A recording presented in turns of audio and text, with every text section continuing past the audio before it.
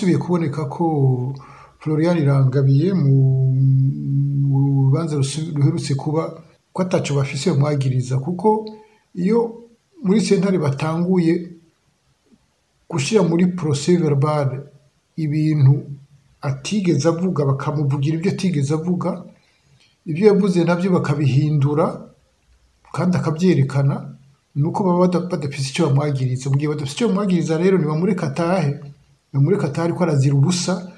Leta ntishobora kuba iriko irabwira abantu ngo batahe, ngo yongere ije kubatashi ibadendereze, ibafunge, ibagiriza ibintu bitagira aho bihagaze namba. Harageze ko arekurwa, narekurwe, amaze igihe kirekire afunzwe azira ubusa.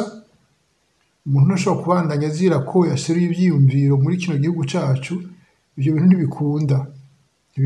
Nibarekure Floriane atahe iwabo, aje kuraba abana biwe, aje kuraba abavyeyi biwe, inshuti n'abagenzi, kuko umurundi wese yategerezwa kuba afise uburenganzira bwo kuba mu biwe mu mutekano.